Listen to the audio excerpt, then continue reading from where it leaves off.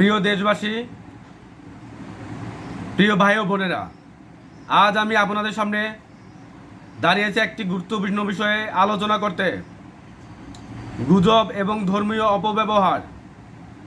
ধর্মের অপব্যবহার একটি দেশকে ধ্বংস করার জন্য, একটি জাতিকে পিছিয়ে দেওয়ার জন্য এবং উন্নয়নের পথে বাধা সৃষ্টির জন্য গুজব যথেষ্ট।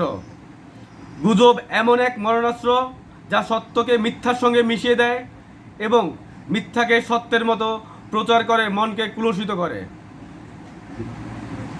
এই গুজব সৃষ্টিকারীরা আমাদের সমাজে ধর্মীয় লেবাস পরে ঘরে ঘুরে বেড়ায়, কিন্তু তাদের অন্তরটা নোংরা এবং কুটিল। তারা দীর্ঘমেয়াদী পরিকল্পনা করে আমাদের দেশের সহজ সরল মানুষকে বিভ্রান্ত করে, কোমলমতি শিক্ষার্থীদের বিভ্রান্তি করে, তাদের মন ভিসিয়ে তোলে।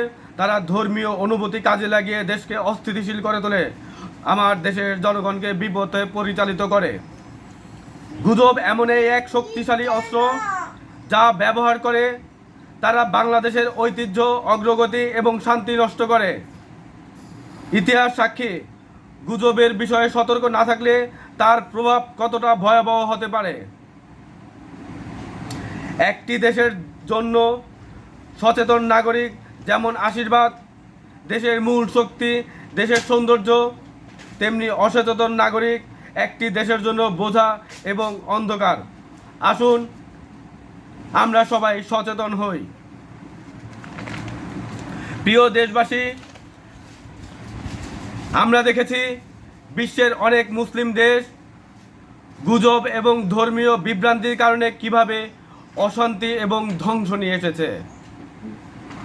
Pakistan, Afghanistan, Syria, Lebanon, Iraq, Iran, Saudi Arab সহ আরও অনেক দেশ।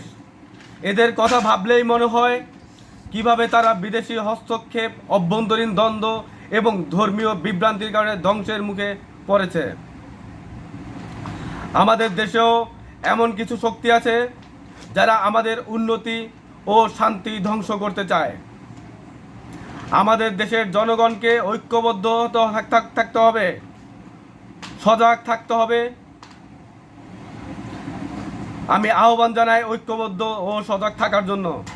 আমরা স্বাধীন দেশের নাগরিক। এই দেশ অনেক শহীদের রক্তে স্বাধীন হয়েছে। কোনোভাবেই আমাদের স্বাধীনতা ক্ষুণ্ণ হতে দেওয়া যাবে না।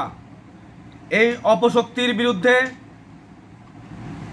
রুখে দাঁড়াতে হবে এবং আমাদের দেশের স্বার্থ রক্ষায় অটল থাকতে হবে।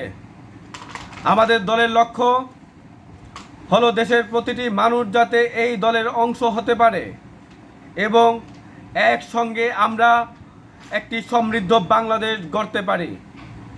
গ্রাম থেকে শহরে, ছাত্র থেকে যুবক, সবাইকে আমি আহ্বান জানাই, আসুন বাংলাদেশ আমাদের সবার দল এর পতাকা তলে সমবেত হই এবং দেশের উন্নয়নে একাত্মতা ঘোষণা করি।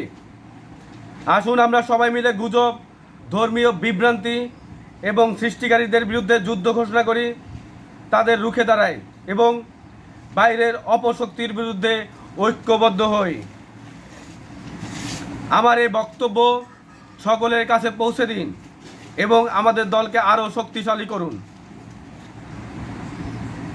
আমার দেশ, আমার ভালোবাসা এবং আমার জনগণ আমার প্রাণ। আসুন আমরা সবাই মিলে দেশের জন্য কাজ করি। বাংলাদেশ আমাদের, বাংলাদেশ আমাদের সবার, বাংলাদেশ আমাদের সবার দল। ধন্যবাদ সবাইকে।